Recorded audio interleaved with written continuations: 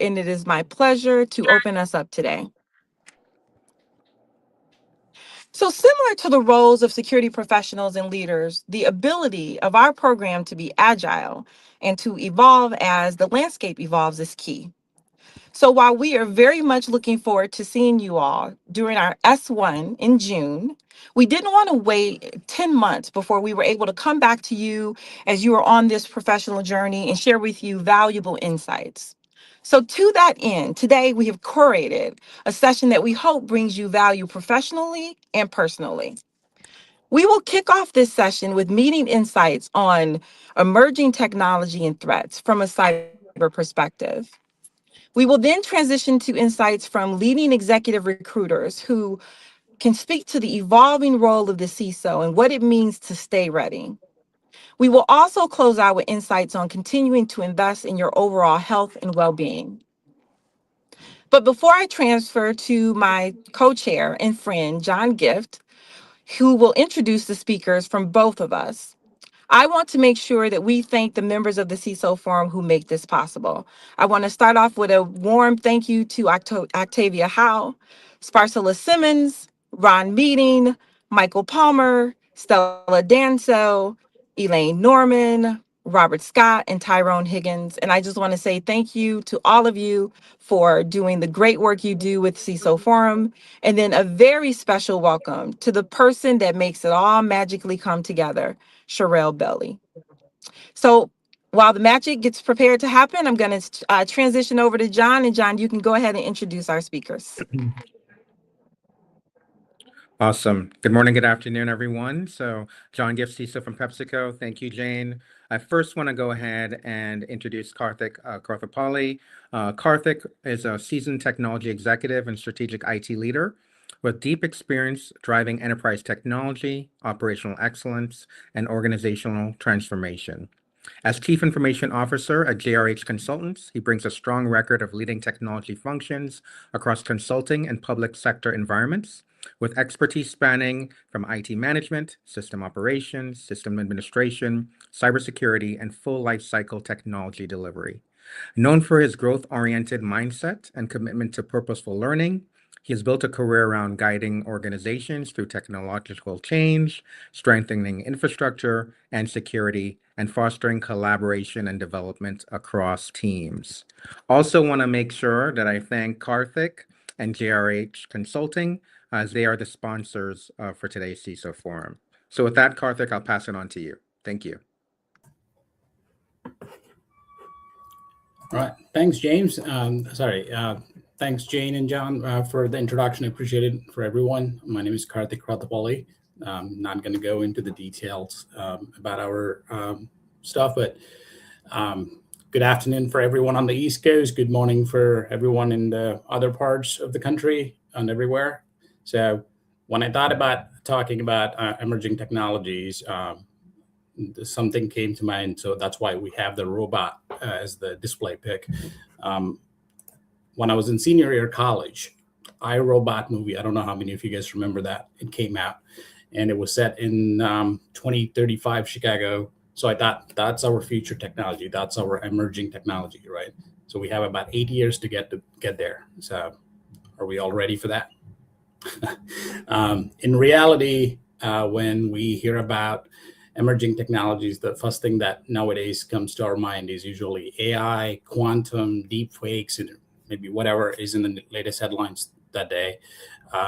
So all of that matters. But for me, the bigger point is not just how the new technology creates new risks. It's just that it makes the risks move faster. So things that had already been hard on organizations like phishing, impersonations, identity abuse, they're now moving at a faster, greater scale and with a lot more credibility than before, right? So what I want to use the next few minutes is to frame why this emerging technologies matter now and where the biggest shifts that are happening in the industry that we have noticed or I have noticed, and then share with you guys like how we're thinking about it in practice. Good. Can we go to the next slide, please? All right. So like I said before, for me, the real issue is not the novelty of technology, it's the acceleration, right? And new technologies are accelerating the attacks. They're making the threats more scalable, more believable. And because our environments right now are so interconnected, one weak point can travel way more distance than in the past. So think about it this way, like an attacker, they don't need to create new methods to attack you. All they need is a better version of already working methods, like a more convincing phishing email, a more realistic fake voice, or just a faster automation and easier targets, right? On the other side, organizations, like all organizations, are trying to adapt to these same technologies to get better speed, better efficiency, better decision making, better production, right? So it makes our executives who are making decisions their choice pretty hard. The pressure is coming from both directions. Business wants to move fast, and the attackers are moving faster too. So that's why I don't think the really a conversation. This shouldn't be a real conversation about new tools. It should be conversation about whether our controls, our governance, and frankly, our judgment can keep up with the change in pace, right? So let's go to the next slide, please. So someone told me a long time ago that if there's a presentation without stats, it's not a presentation. So here we go, right?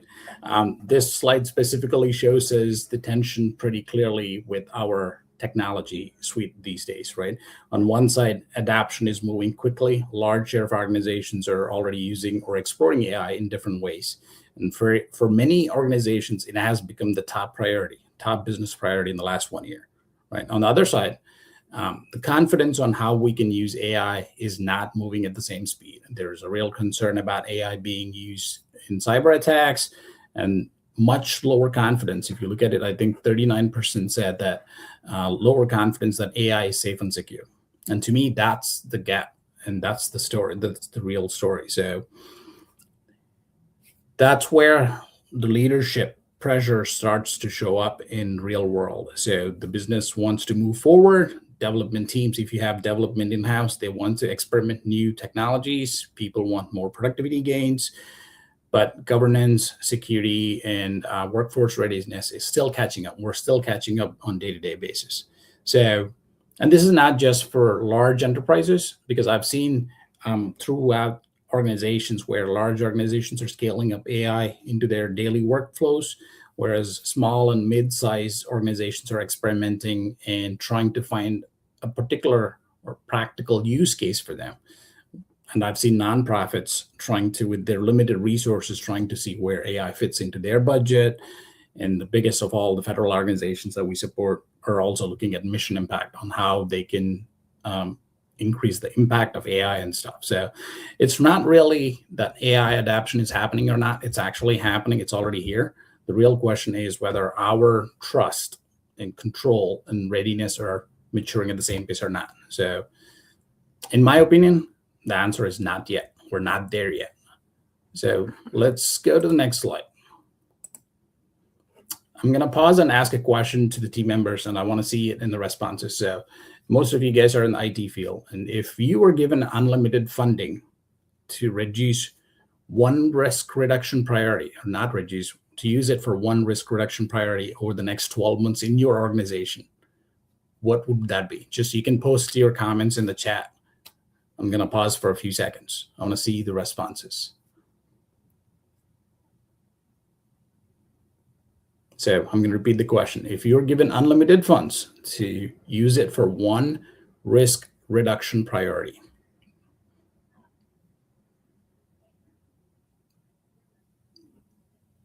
come on, we're all in technology. We want to see that. So can you guys see the comments? Anyone see the comments? I see data loss and data theft, reduce tech debt, and modernize tech, risk mitigation. Reduce data debt, tech debt, modernize technology. All good answers. And you guys can keep answering, but I'll continue. So the thing is, there's no perfect answer to this question. In fact, that's exactly the point that I'm trying to make here, right? Most organizations feel like they have to choose between AI risk or AI governance or something like that, because budgets are real. If I go to my CFO and say, hey, I need $100,000 to implement this new tool, the first thing she's going to ask is like, show me the benefit. So budgets are real, time is real, talent is real too. As tools are getting new and new, we don't have that much talent to work on everything. So leaders have to end up having a priority list. But the new technologies, the new tools that are turning this into a false choice, right? Because these issues are becoming harder to separate in day-to-day life. AI is speeding things up. Identity is often how attackers are gaining access in third parties or wherever visibility and control can start to thin out. So let's go to the next slide. In my opinion, this is how we have been dealing with it. And these three things make the top choices for me. And again, this is not for everyone, but this is how I'm looking at it as an executive working with different organizations, right? The first one is obviously AI. We have to talk about it. AI is obviously the most visible part of the discussion right now, but I think the mistake is to talk about it in the future tense. Right now it's happening. It's affecting everyday usage. So I've seen some phishing emails so sophisticated recently that someone asked about someone's personal stuff. It looks so real that the recipient fell for it and started sending money to their bank account. And they were asking questions about their health, how the doctor responded to their treatment and all that stuff. So it's getting more sophisticated, more tailored, and it's getting faster, right? So deepfakes they fit into the same broader trend, but if the technology isn't perfect, it doesn't have to be, but it have to be believable enough for the recipient to influence them to make a bad decision, whether it's making payments, password resets, or having a trusted conversation, right? When they're emotionally down, just having a trusted conversation, that's all it needs.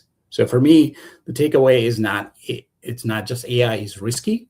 It's just that the trust factor that itself to build it is getting harder.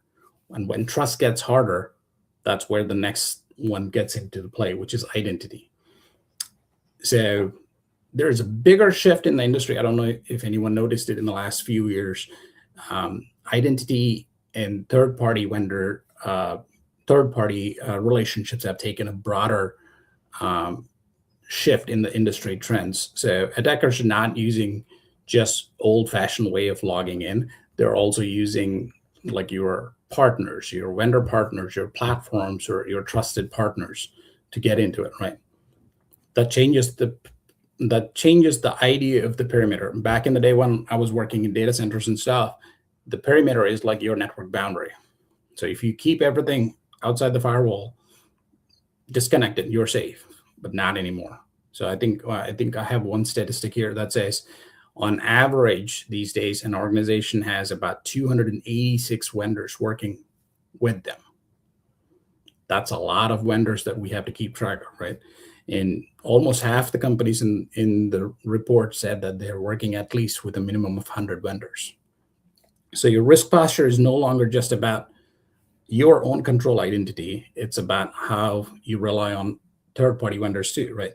This means the conversation has to expand from, are we secure, to how resilient are the systems and the partners we depend on.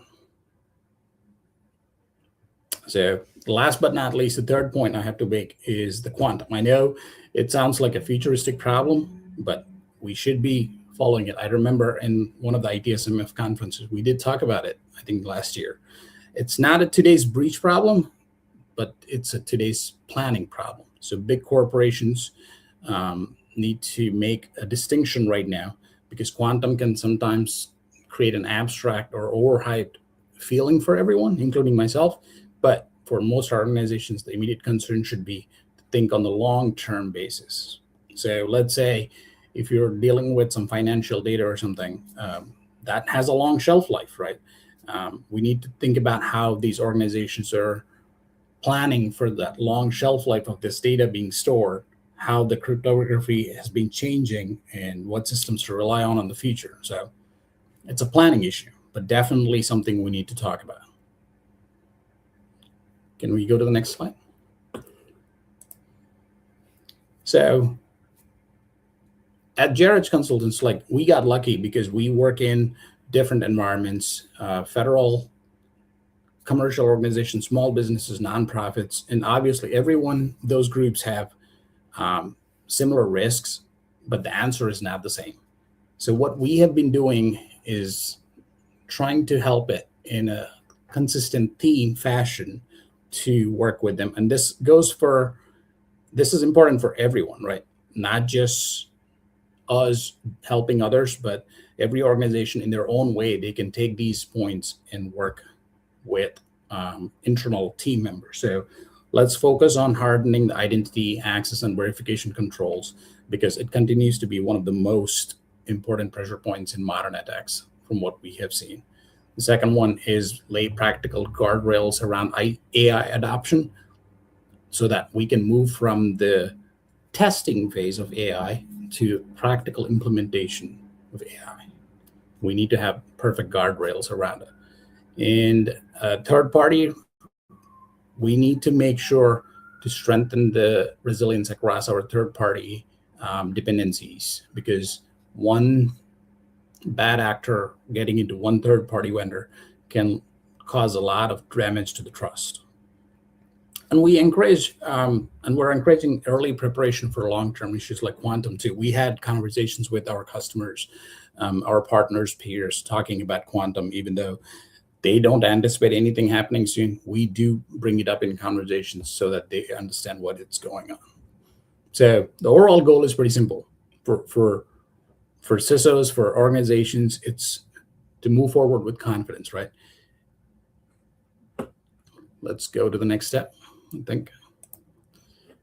So I'll leave it here. I know we have limited time, so I'll leave it there. So the biggest takeaway is the technologies are changing the pace of the attack. The risk factor is moving at a faster pace, and the mission is still the same.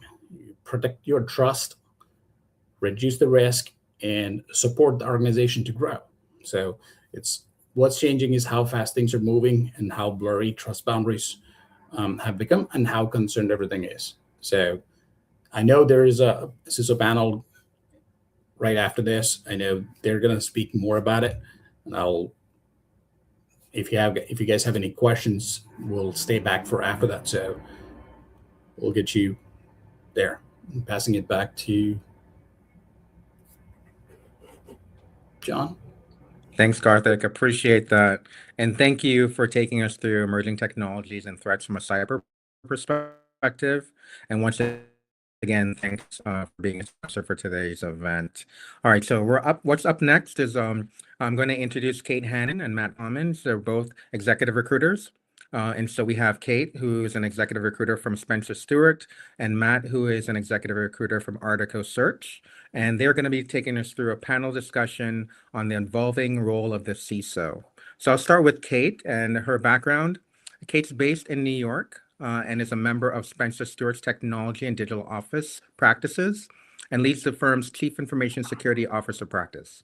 Bringing over 15 years of experience across operations, technology, and financial services, Kate specializes in recruiting senior technology officers, including chief information security officers, chief information officers, chief technology officers, and non-executive board directors.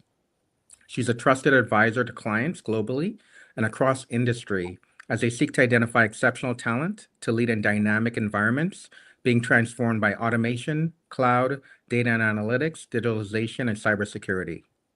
Prior to joining Spencer Stuart, Kate was a vice president in operations, management, and strategy for Goldman Sachs, where she helped develop the sourcing strategy to incorporate technologies and services from market utilities, fintech companies, and managed service providers.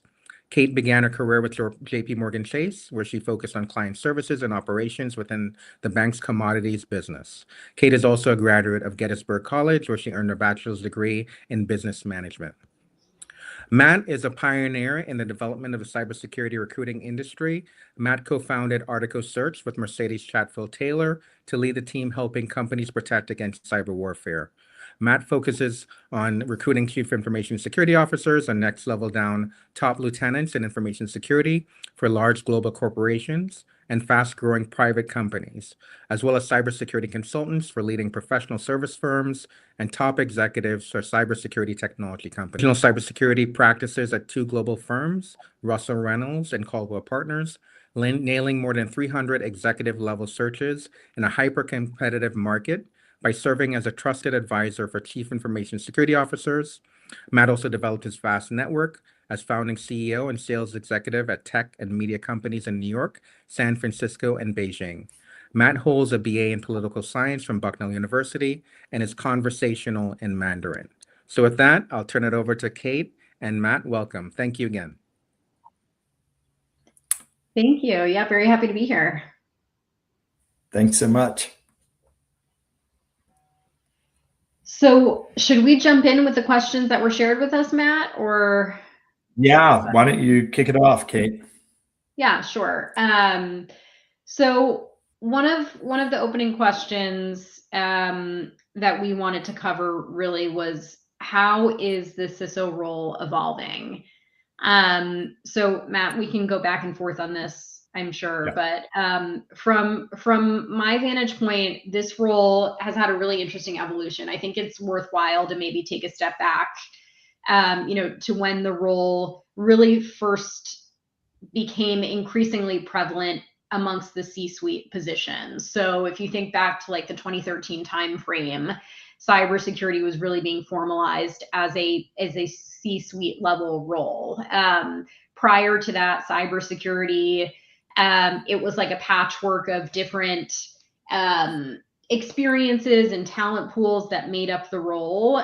There were a lot of individuals who came from law enforcement. There were people who came from military. There were infrastructure leaders who were really just like moonlighting as cybersecurity professionals. And this eventually culminated in really the formalization of an executive level cyber role that comprised individuals with very different backgrounds. There was the infrastructure kind of route up, there was the law enforcement route up, and these leaders had historically really been embedded within the IT space. Fast forward really to businesses becoming increasingly digital. COVID was a complete catalyst for a lot of businesses' digital strategies, and technology and security were really just rapidly evolved during that time period. Cybersecurity leaders were really forced to think about and to double down on their technical capabilities as businesses went online, as brick and mortar, wasn't really an option during COVID. The digital footprint was really important, and securing that digital footprint was paramount for the cyber leaders. Because cybersecurity was so core to that digital strategy, it was up-leveled as a capability. So we started to see cybersecurity start to present to the board or have a direct channel to the CEO. There started to be, cybersecurity became not just like a back office topic, but it was really core to how is our business evolving and how do we make sure these new business endeavors and this innovation is kept secure. So cybersecurity really went from like this back office to this front office type of function. And I think since then, it's continued on that trajectory, and it's even accelerated. Like cybersecurity in the age of AI, and I'm sure we're going to talk a ton about that, Matt. It's become so important and even more visible and even more core to the business strategy. So I think while cyber leaders still, the majority report into technology, we might start to see that an evolution there, and cyber report directly to the CEO. I think it's almost 90% of cyber leaders today present to the board. It's going to be 100%. So cyber is just going to continue to be such a visible an important part of the C-suite as it becomes so important to overall business strategy, not just risk management. But I'll pause there, Matt, and want to hear from you. Yeah, super helpful. Thank you, Kate. Absolutely. You framed it really nicely. Yeah, as you pointed out, cybersecurity, particularly back in like 2014 to where we are today, it's like, to me, it's really been a 12-year hockey stick upwards. And it rose in visibility. Obviously, it rose because most people were worried about risk. And it just keeps rising. And AI has accelerated that, as you pointed out. You turn on the news, on any given day, and all you're reading about is AI and the risks of AI and Anthropic mythos and everything else. So I think what's been challenging for a lot of leaders is how quickly it got there. So some leaders have risen to the occasion and sort of embraced that. In all honesty, I think it's scary. I think it's scary for everybody, certainly for the leaders to all of a sudden have to have an answer, right? The next day, like you're bored and everybody else is, just hearing about this and they want to talk to you, right, immediately and say, well, what's your point of view on this? So I think it's only going to continue in a land of AI. There's the demand in the market is for more and more technical leaders. But I think they're asking a lot of cybersecurity leaders because they're like, we need you to be technical and hands-on, and oh, by the way, we need you to talk to the board, and we need you to have a point of view on AI risk and. So it is a pressure cooker job. Of course, the counter to that is it's an amazing opportunity, right? It's an amazing opportunity to challenge yourself, to stretch yourself. Obviously, with that, the people who can do that are seeing their compensation rise and the demand for them rise. Generally speaking, in the market, the last few years, it's followed the macro, so in 2022, when interest rates and inflation were way up, the bubble sort of popped and things slowed down into 23, 24. Last year, we saw things pick up. And this year started out with a bang for us anyway. From what I'm seeing and from what I'm hearing from other search firms, January, February, March were quite busy, and April, in all honesty, exploded. So we really got hit hard. Some of that is cyclical in nature, seasonality of people getting their bonuses and then leaving to take a new job. So you'll usually see March, April sort of busy. But I think it's busier than it normally is for all the reasons we're talking about. AI and AI risk is on the brain of every leader. I also think, obviously, geopolitics is scaring people and, probably putting an already popular topic like cybersecurity, even making it even more prevalent. Yeah. No, those are all good points. And I think like the skill sets needed for near and long term. I mean, I think to your point around if we focus on AI alone with these large language models, with all of the mythos talk, it feels like every cybersecurity leader I've talked to in the past few weeks is completely focused on their vulnerability management strategy and thinking creatively around how do we evolve that part of our team, because the way that a lot of these programs have been managing vulnerabilities is just not going to be acceptable and suitable in the age of AI, where these large models are released and vulnerabilities that have been overlooked for the past 20 years are now exposed and exploited. Cyber leaders, CISOs are really worried about their organization's ability and capacity to manage through, the next few years, really, where it's just going to be, it's going to be a frenzy of these vulnerabilities being identified and companies really scrambling to remediate. So a lot of CISOs, as we think about near-term skills that are going to be required in this role, it's going to be, you know, a huge emphasis on technical depth and really understanding how do we kind of get in front of a lot of the activity that's going to be driven by AI. But it's also going to be, CISOs are going to have to think, they're going to have creative problem solving skills. Like, how do we rethink what our org structures look like?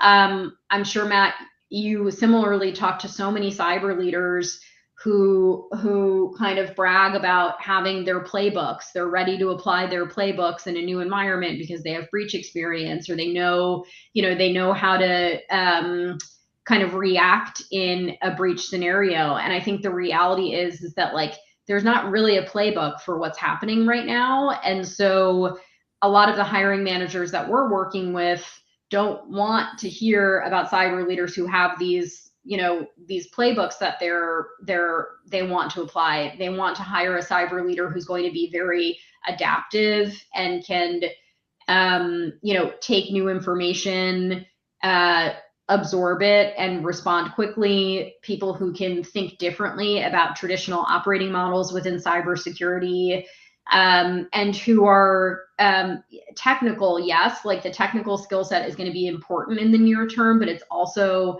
leaders who are just highly adaptable and are willing to think differently about very kind of traditional constructs within cyber. I would, we saw before, totally agree, Kate. Thank you. I saw before in the thread, the day-to-day, though, everybody's looking at what they're looking at, which is tech debt, lack of modernization. I'm working with one large enterprise right now, and the CISO is like, I have maybe 20% visibility on all of my assets right now.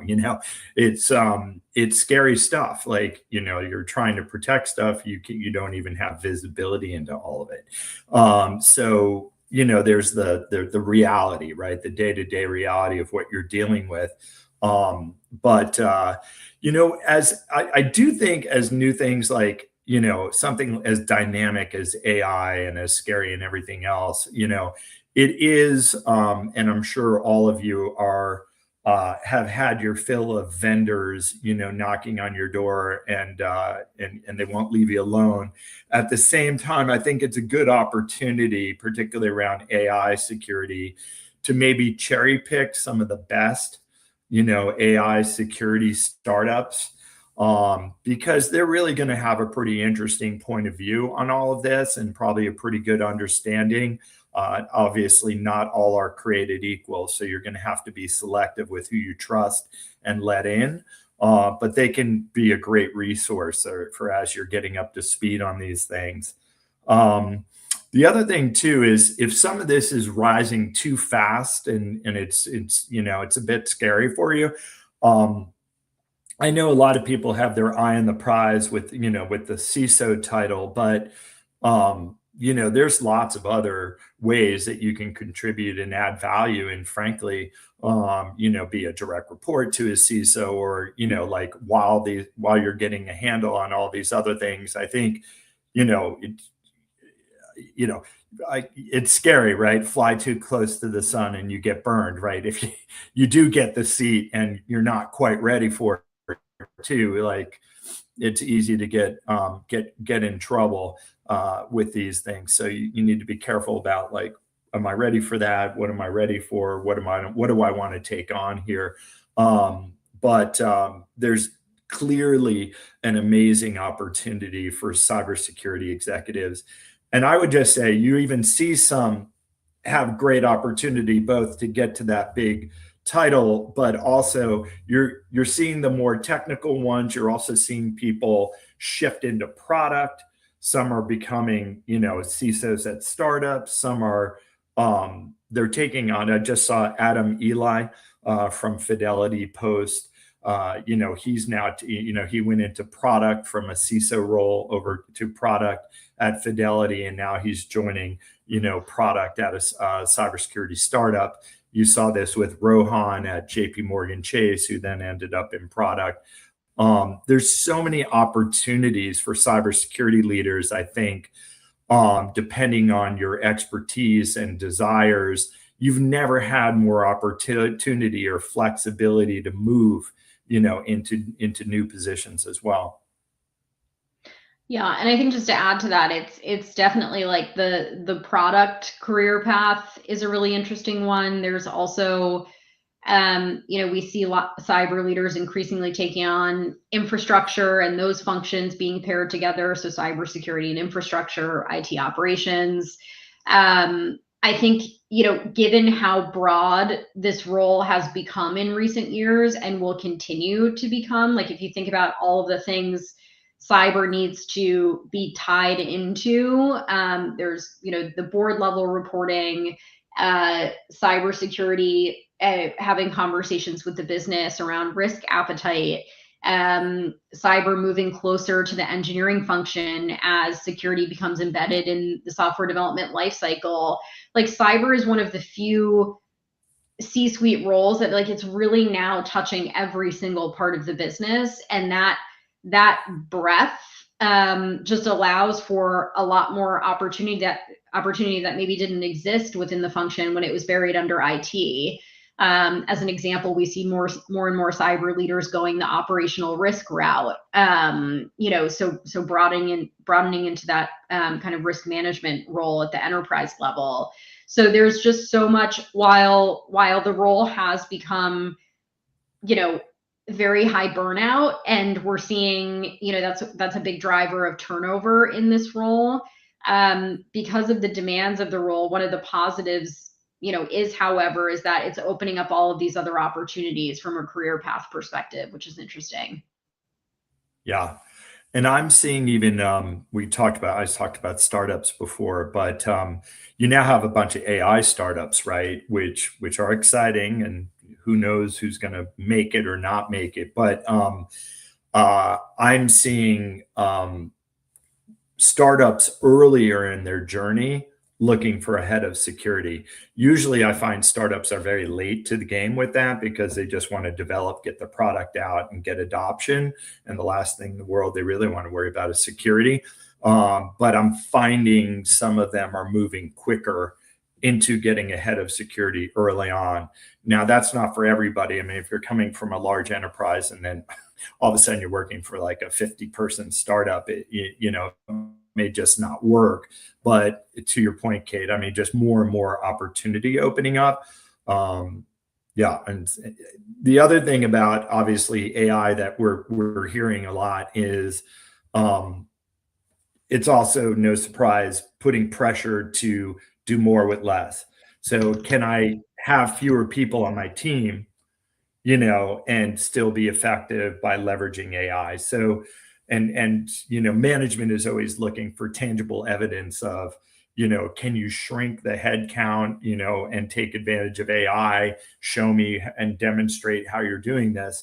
So, those pressures are coming in to effect as well. Yeah. I mean, it's been the team topic is important. I think, most organizations, most technical organizations are grappling with how are we going to leverage AI? What does that mean for our workforce? What does that mean for our operating model? And like cybersecurity is obviously not immune to those changes. I think, for a lot of cyber professionals coming up in their career, still in the ascendancy, I think there's been a lot of fear and angst around, am I still going to have a career path in front of me in cybersecurity? And what does all of this AI mean? On the flip side, I think a lot of people are looking at the threat environment and saying, this means job security for me. Like there's so much going on in this space and we're always going to need cyber professionals. And I think the like truth and reality is somewhere in between. As we talk to CISOs, they're open in that like my organization is going to look very different in 5 years as a comparison to what it looks like today. There might be fewer kind of level 1 SOC analysts. Like there might be an opportunity to leverage agentic AI and some of the interesting technologies in this space. But like and so maybe there are fewer people doing that. Maybe there are fewer people doing GRC as we're able to leverage some of this interesting technology. But the reality is that the career path is not going to go away. It's just going to look slightly different. And I think that chapter is still being written on, what skills are still going to be really important as you think about some of the lower levels under the CISO. I had written down, I want to make sure I touch on to the simple thing that tends to be forgotten is culture and fit. We talked about that. You talked about flexibility and ability to adapt quickly. I find when we're hiring for a job, of course, they're looking for the perfect, and then they're saying, has someone done exactly this in this environment that looks like what I'm doing? And then it's hard. It's hard for them to fill the jobs. It's hard for me and Kate to fill these jobs, just exactly as written in the spec. And you don't underestimate the culture and fit. Like if you're working with an organization or you have an opportunity to join a new organization, I did one recently.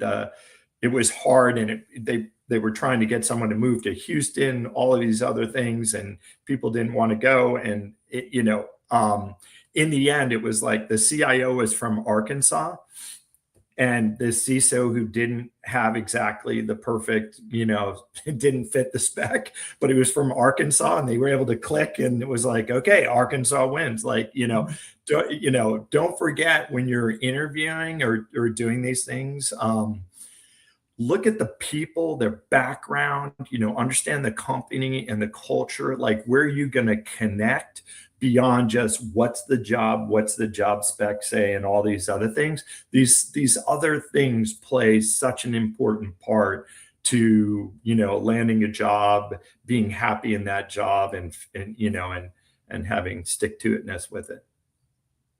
That's a great point. I think we're moving to Q&A.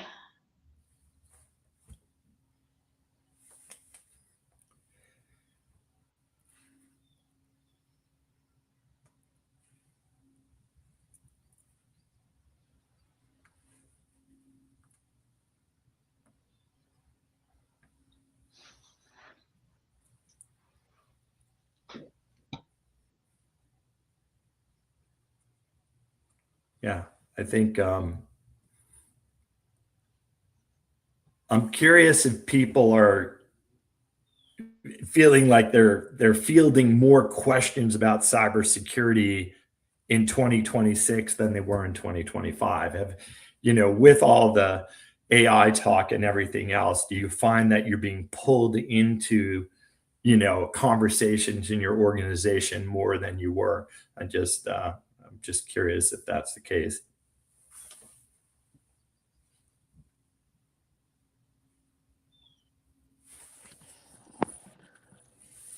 Yeah, so definitely great discussion from both Matt and Kate. So I can see one quick question here as a CISO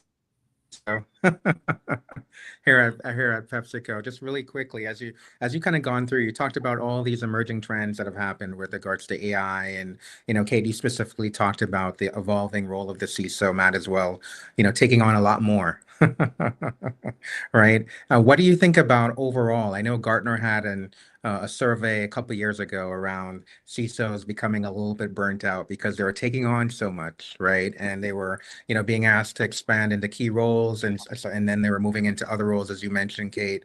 Do you think that's slowing down a little bit? I know with the geopolitical conflict, it seems like we're getting busier and busier, but what are you seeing from a trend perspective? Are you seeing more CISOs continuing to get engaged, or you're seeing a little bit more burnout from a CISO perspective? I definitely, yeah. I was just talking to someone, Ben Myron, actually at NextEra Energy, and he's now moved out of the direct CISO role, but I'm working with him on something, and he has a presentation all about wellness and mental health and how to handle the stress. I think security leaders are tough by nature. They tend to take things on, and some of them just absorb it, and they're probably not even aware that they're burning out, or, that their body is breaking down literally, because they're just internalizing a lot of this stuff. And that's one of the reasons you were picked to be the cyber leaders, because you can handle a lot, right? And a lot of pressure. And but I do think it's a huge thing. I think, I think you need to find ways to measure, how burnt out you might be, or how much stress you're under. Obviously, things like sleep and everything else, of course, are pretty obvious, but it shouldn't be ignored. Just because you can handle a lot doesn't mean, yeah, I mean, you're probably the last one to be able to monitor yourself on, like, am I burning out? Am I too stressed out? Like, because you'll just take on more and more and more. And that's another thing, again, we talked about, to be careful about. Organizations want to give you more, right? Like, you're in the firing line. If you do a great job and you step up, then they want to put more on your plate, right? And you're like, great, I'll take on more, I'll take on more, I'll take on more, but you need to be careful. All right, awesome. So great session. Definitely thank you for your time today. And also, want to say thank you to Kate, Matt, and also Michael Palmer. So I know Michael Palmer was instrumental in making sure that Matt and Kate can join us today. So definitely thank you for the engaging session. We're going to move on to our next speaker. So we have Steve Shelton, who is the CEO and Chief Resilience Officer for Green Shoe Consulting, who's going to take us through wellness as a priority. And so let me go ahead and share Steve's background with you. Steve Shelton is the founder and Chief Resilience Officer of Green Shoe Consulting, a research and performance psychology firm focused on helping CISOs and cybersecurity teams succeed by leveraging stress and preventing burnout. After nearly 20 years in enterprise cybersecurity sales with companies including CDW, RSA, Symantec, and Avanan, Steve shifted his career toward performance psychology and organizational resilience. Through Green Shoe's 4 pillars, empirical research, applied performance coaching, the GROE learning platform, and curated CISO leadership communities, Steve works to equip cybersecurity leaders with the skills needed to sustain performance in one of the world's most demanding professions. So with that, Steve, I'll pass it on to you. Thank you. Thank you very much, John. A great way for me to get teed up with my session, thanks to Kate and the other gentleman there, and some of the comments in the chat. So I'm going to jump right into this. I've got roughly 10 minutes, and so this is the shortest presentation I've ever given, but I want to delve right into it. So I'm going to share my screen. I'm going to stay in studio. There we go.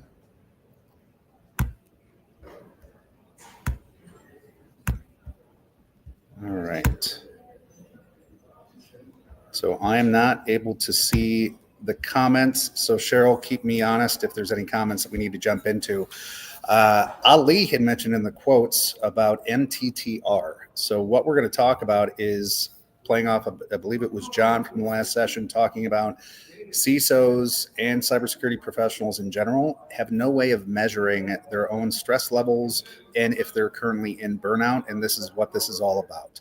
So as John had mentioned, my company researches and provides empirical research on stress and burnout in cybersecurity. And so I want to delve into our metric for being able to manage your own stress levels and your ability to recover from stress. So jumping into this, my first question, and again, Cheryl, I don't have view as I'm presenting in terms of the comments.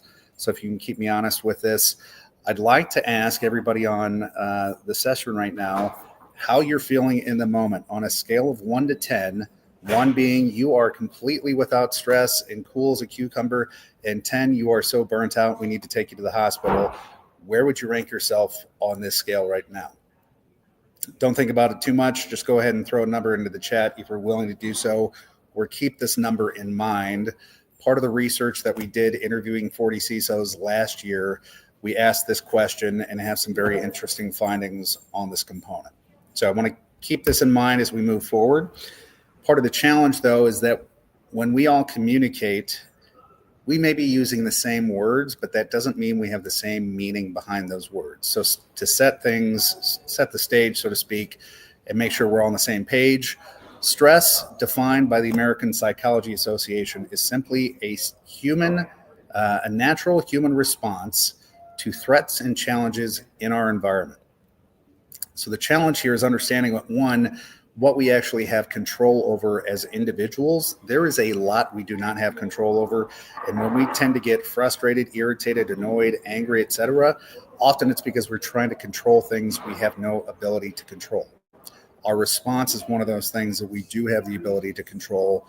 And so if we are deeming and interpreting a stimulus in our environment as a threat, that means we feel or perceive that thing can cause us harm or kill us.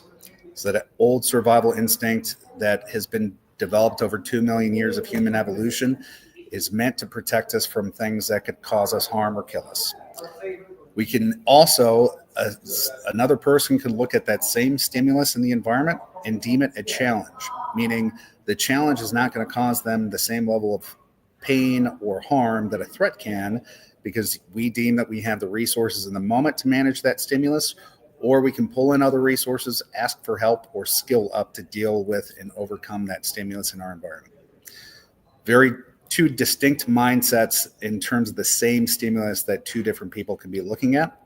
And then secondly, the challenge is there's multiple kinds of stress. So we look at 3 different kinds. Eustress is the positive form of stress.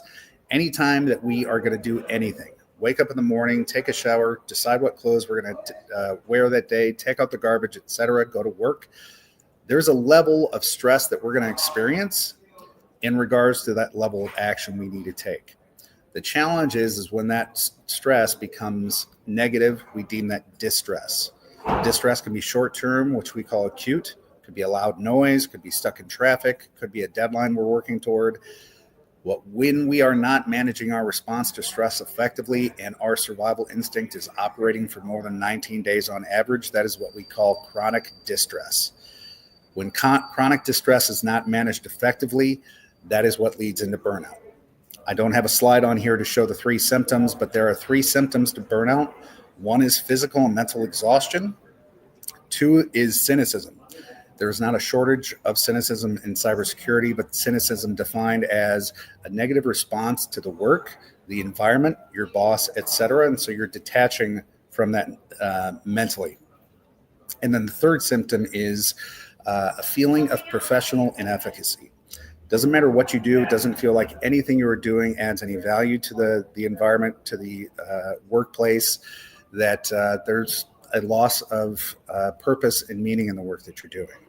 Those 3 symptoms are what we define as burnout.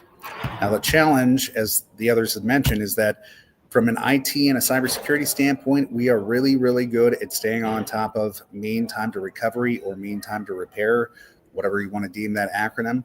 Once an event is triggered or an alert is triggered towards an event, we're going to investigate, detect, respond, and there's going to be an aspect possibly of downtime. So our time to go from alert to system back online, we're very good at measuring from a system standpoint. The challenge, though, is that when we ask cybersecurity professionals, how long does it take you individually to come back to feeling, or how long does it take you to recover from a stressful event? When we asked those 40 CISOs last year that question, we got 1 or 2 responses. One response was a glossy-eyed look of like, I don't even know what you're talking about. The second one was, we don't recover. So the challenge is, if you're not measuring it, there's no way to change something. So Steve, the audience was unable to see your presentation in presentation mode. I'm sorry to interrupt you. Oh, no. Thank you. Is that popping up now? No, it's not. Still not. Let me see if I can change this. Otherwise, this is going to be a quick change to this. Bear with me for a second. It's not what we want. If I share my entire screen, can you see that? And I just noticed the chat. Oh, that's why. It looks like the presentation portion might be in the backstage. Is there a way for you to pull that forward? There we go. All right. How about now? Yes. Thank you. All right. Sorry about that. Thank you for telling me. All right. So we've taken the mean time to recovery from a system standpoint, and we're now applying this to humans. So the human mean time to recover is one of the metrics that we utilize to help CISOs and their teams and individual cybersecurity professionals understand how long it takes them to actually recover from stressful events. This is part of the challenge in the industry of not being able to have anything to measure it. And so the idea here is it's the definition behind this is how long does it take you to return to a baseline to feel calm, clear, and effective mentally, emotionally, and physically. When we have a short human mean time to recover, we also call this the human meter. When our recovery time is short, that means we are resilient. When it is a long mean time to recovery, that means we're under chronic load, whether it's through our workforce or our workloads, a variety of other factors that we measure. But the idea is when your survival instinct is clicked on, and especially in this industry, we are taught to ignore if we are experiencing our survival instinct kicked in, the stress signals physically, mentally, and emotionally. And when we are under increased chronic load, our ability to make effective decisions goes down the toilet. We become reactive. We have short fuses when we're interacting with other people. Our ability to be patient when we're communicating is also in the toilet. And so morale drops, engagement, motivation, etc., are all impacted. So the idea here is if you would not allow your systems to have a long mean time to recover, what is the point, or why would you allow that to your own human system to do the same? So now, I know there's a lot of information on the slide, and I typically would not do this, but I want to give you some level of value. So I'm going to allow everybody to actually calculate your own mean time to recover as a human being. So you can write this down in terms of your scores. You can use your calculator on your phone. But quickly, we're going to go through this just to intuitively, whatever number comes to mind, just write it down or throw it into your calculator app. One, from a cognitive clarity standpoint, how clear and focused does your thinking feel right now? 0 is sharp and fully focused. 5 is you're functional, but you're foggy. 10 is you're completely scatterbrained and mentally foggy. Number 2, decision confidence. How confident do you feel making decisions right now? 0, and I know this sounds a little counterproductive, going lower scores than higher scores. 0 is you feel decisive and confident. 5, you're a little in between. You're second guessing yourself often. 10 is you avoid decisions. And by the way, avoidance is not a good strategy. Score yourself on that scale, 0 to 10. Emotional regulation. How well are you managing stress or emotional reactions? If you're calm and in control, you're at a 0 or somewhere around there. At a 5, you would be managing, but you're strained. And from a 10, you are overwhelmed, fully reactive, not regulating well. Score yourself there. Number 4, irritability and withdrawal. How are you showing up with others? If you are fully engaged and present, you're at a 0. If you're inconsistent, it's a bit of a challenge. You're at a 5, somewhere in there. And then to 10, you're fully irritable, withdrawn, and disengaged. Again, throw whatever score there. Number 5, your energy level. What's your current energy level? Are you at a 0, you're complete 100% energy? 5 is you're probably 50%. 10 is you're 0 to 20%. You're exhausted. You need to fully shut down and reset. And then finally, sleep recovery. How restorative has your sleep been recently? If your sleep has been awesome, you're getting 8 to 10 hours of sleep, 8 to 10 hours of sleep a night, then you are ranking yourself at or near a 0. If it's inconsistent, it's not great. It's going to be around a 5. And if it's poor, disrupted, you're struggling, you're going to rank yourself a 10. Now add up those scores, take that total response, that total number, divide it by 60, multiply it by 100, and that's going to define your human mean time to recover. A score of 0 to 33, you're in the green zone, you are recovered, you're doing well.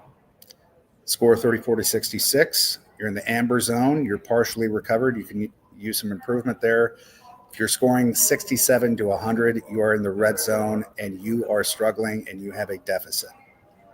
So this is what we want to pay attention to, because this is what allows us to measure this and show signs of improvement. Now, this is a lot of information. What we focus on is applied performance psychology. So understanding your workday, how you work, how you operate. And these are what we call micro recoveries. So the idea is these components applied to your weekly day or your daily operation allow you to reserve and recharge your energy more effectively. So that way you're not burning all your energy Monday, coming into Tuesday at maybe 80% energy levels, burning your energy on Tuesday, coming into Wednesday at 60%, and so on. So by the end of the day, Friday, you're at 20% or less energy. The idea is if you've been working for an hour or two and sitting at your desk and you haven't stood up just to stretch or get some water, that's an easy micro break that you can incorporate in. So that way you're allowing your brain to recharge, your body to recharge, and letting go of whatever stressors you just experienced over that last hour or two. There's a variety of things that we get into from that standpoint. And again, the idea here is not only can you apply this to yourself, but you can apply this to your teams.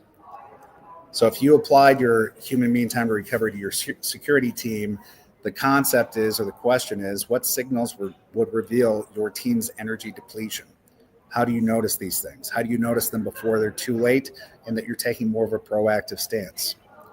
One easy way to do this is an energy check-in.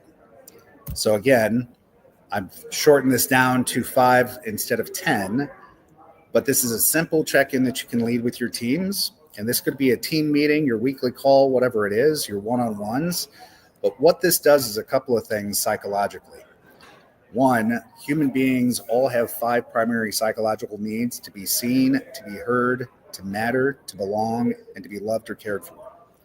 When one or more of those things is not being met, you're going to experience conflict if you're experiencing or having one of those or more not being met for yourself.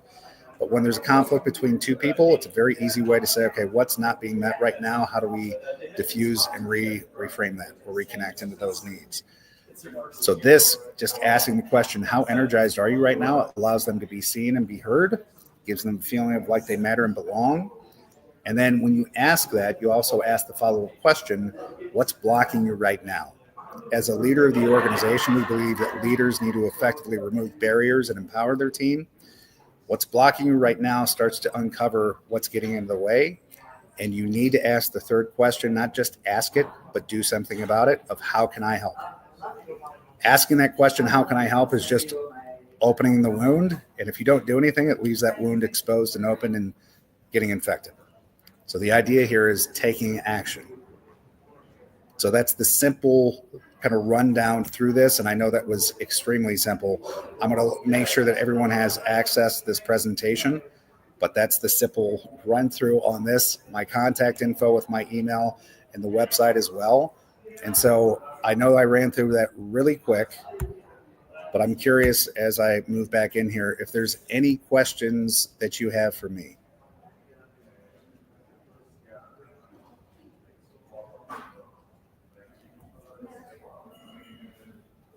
And I will be celebrating because of the fact this is the fastest presentation I've ever given. If there are any other further questions that come through, please feel free to shoot me a note, connect with me on LinkedIn. I will add in the fact that empirical research study that we did last year, we published the findings in our 2025 State of Stress report. I just put the link in the chat for anybody to be able to access that. We do not spam anybody. We don't reach out. We just want to track who's accessing it. So you will have to put in your name and email address, but we'll send you that copy at no charge. And then anything I can do to help answer any questions or share any other information for what we do, please let me know. Thank you, Steve. Thanks again for your dedication to talking about mental health and physical health and the emotional aspects of the CISO role and the cybersecurity field as a whole, and giving us some great takeaways to walk away with. Also, a huge thank you to Karthik, Kate, and Matt for sharing your insights related to emerging technology, threats, and the evolution of the CISO role. A few items just to round us out today before we close out.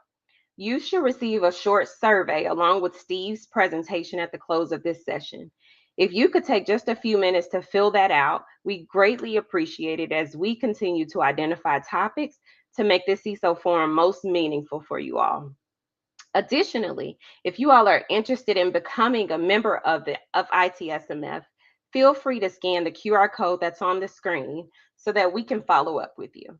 And with that, we hope you all enjoyed today's session, and we want to thank you all for joining us today. Take care, everybody, and have a wonderful afternoon.